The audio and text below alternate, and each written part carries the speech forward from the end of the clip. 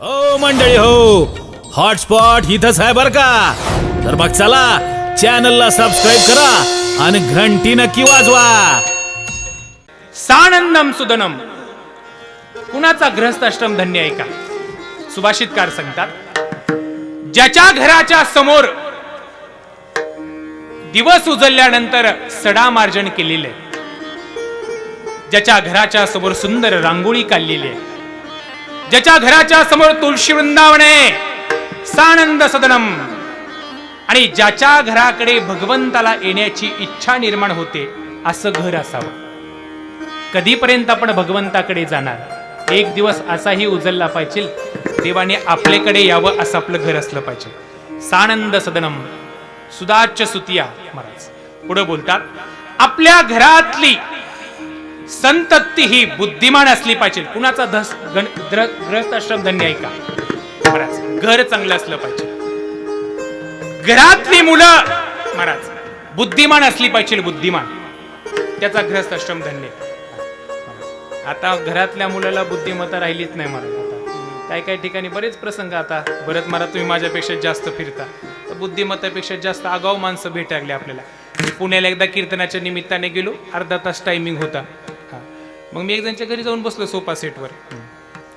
बसल्यानंतर त्या माझ्या अगोदर एक सोफा सेटवर मुसांडे गुरुजी एक कार्टून, टीव्हीतलं कार्टून बघत होतं. मग मी सर त्याच्यावर गेलो, म्हणलं बघू बातम्या बघू दे, मला काय चाललंय काय नाही. ते मला नाही रिमोट देणार. 5 मिनिट झालं, मला रिमोट दे, नाही देणार. 5-10 मिनिटांनंतर त्याच्या काय मनात आलं काय माहिती, त्याने रिमोट माझ्याकडे दिला आणि ती बाहेर खेळायला निघून गेला. मी अर्धा तास चॅनल बदलत होतो भरत महाराज, पण चॅनल काय बदलला नाही. पुन्हा ती 15-20 मिनिटांत घरात आला, मला महाराज बघितलं का बातम्या? आणि म्हणलं चॅनलच बदलला नाही. त्याने खिशात हात घातला आणि 2 शील बाहेर काढले. मला शिल. महाराज घरातल्या मुलांची बुद्धिमत्ता चांगली असली पाहिजे. आता मुलंच बदलत चाललेत भरत महाराज. मला परवा दिवशी परमेश्वर भाऊ एक पोरग भेटलं, मला म्हणला महाराज एक प्रश्न विचारू का? येते का तुम्हाला उत्तर? म्हणलं आलं तर देतो. म्हणला विचारू का महाराज? म्हणलं विचार. कुठं बुद्ध्या चालत्याला काय माहित नाही भरत महाराज. त्यांनी मला विचारलं, म्हणला महाराज अशी कुठली गोष्ट आहे की जी वल्ल्यानंतर कमी होते? मी तर भाऊ चुळलोच, म्हणलं वल्ल्यानंतर कुठली गोष्ट कमी होते? वल्ल्यानंतर सगळ्या गोष्टी लांबतातच. ते मला महाराज येते का उत्तर? वल्ल्यानंतर अशी कुठली गोष्ट कमी होते? राऊंड राऊंड मी म्हणलं नाही येत. ते म्हणला महाराज सोपं आहे ना. म्हणलं कुठली? म्हणलं बिडी. महाराज ज्या घरातली मुलं बुद्धिमान आहेत तो ग्रहस्थाश्रम धन्य. महाराज सानंदन सुदनम सुताच्य सुद्या कांता मधुर भाषिणी. ज्याच्या घरातली स्त्री आपल्या पतीला सात्विक आणि महाराज कमी स्वरामध्ये बोलते तो गृहस्थाश्रम सगळ्यात धन्य. सानंद सदनम सुताच्य सुद्या कांता मधुर भाषिणी. सन्मित्रम जीवनामध्ये तो गृहस्थाश्रम धन्य ज्याच्या जीवनात मित्र चांगले आहेत. महाराज ज्याने चांगले मित्र कमवले. जीवनामध्ये मैत्री कशी असावी महाराज? मी नेहमी सांगत असतो, जशी ढाल आणि तलवार. मैत्री अशी असावी जशी ढाल आणि तलवार. रणांगणामध्ये गेल्यानंतर ढाल पाठीमागे असते, पण आपला मित्र ज्यावेळेस युद्धामध्ये उतरतो ना, पाठीमागे असलेली ढाल पुढे येते आणि आपल्या मित्रावर होणारे वार झेलते. मित्र नेहमी पाठीशी असावेत. युद्धाचा प्रसंग पुढे आला की ती वार झेलणारी मैत्री असावी. मैत्री असावी महाराज. कुठला धन्य ग्रहस्थाश्रम आहे? ज्या घरामध्ये अतिथी विनमुख पाठवत नाहीत तो ग्रहस्थाश्रम धन्य. आलेला अतिथी विनमुख पाठवत नाही. महाराज ज्या घरामध्ये संत पूजन सातत्याने होतं आणि मिळवायचं धन हे कशा पद्धतीने असतं, जोडून या धन उत्तम व्यवहार, तो ग्रहस्थाश्रम सगळ्यात धन्य. तुकोबरे बोलतात, धन मिळवायला विरोध नाही. लागल तेवढं धन मिळवा, कितीही पाहिजे तेवढं धन मिळवा, पण ते कसं मिळवा? उत्तम व्यवहार करून. आणि खर्चाही कसं खर्चा? उदास विचारानं.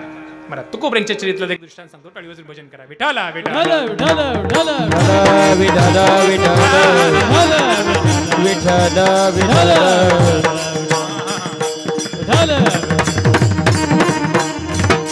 धन मिळवाही आणि उदास विचाराने खर्चही करा.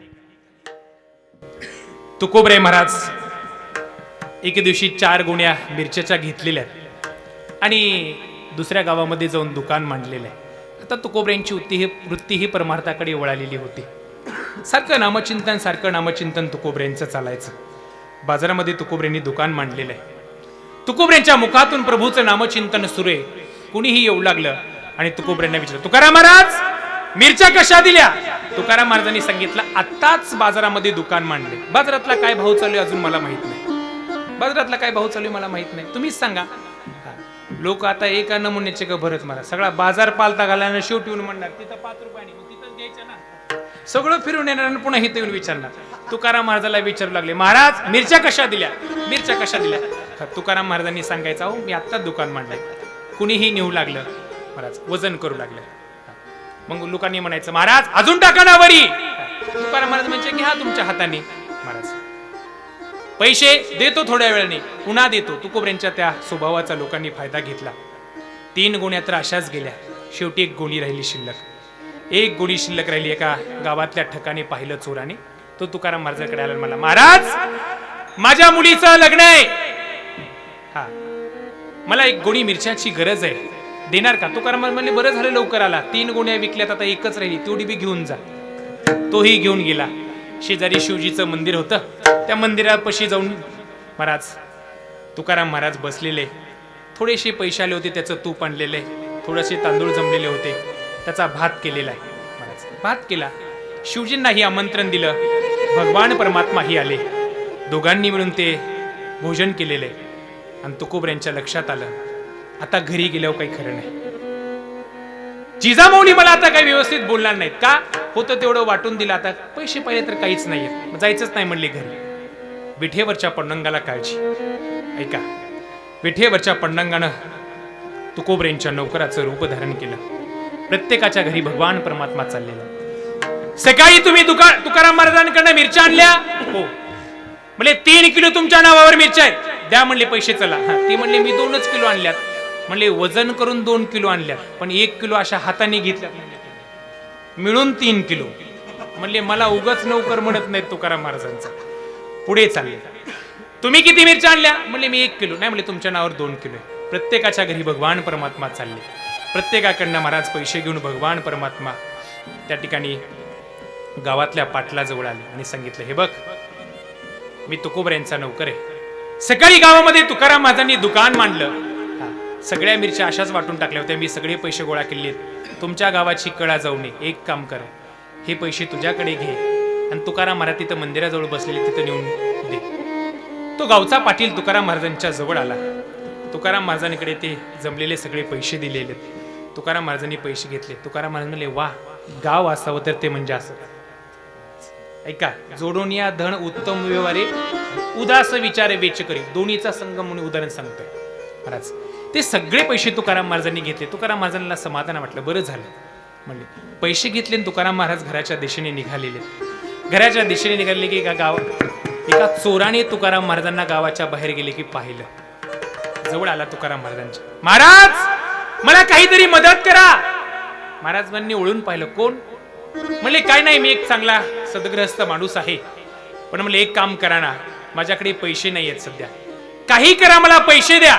तुकाराम महाराज म्हणले काय? म्हणले पैसे द्या मला. हा, त्याने तुकाराम महाराजांनी विचारलं काय पैसे हवेत का? म्हणले हो. म्हणले तसे देऊ नका, माझ्याकडे एक सोन्याचं कड आहे म्हणले, ते कड तुम्हाला घ्या आणि त्याच्या बदल्यात मला पैसे द्या. तुकाराम महाराज म्हणले सांगितलं ठीक आहे, काही हरकत नाही.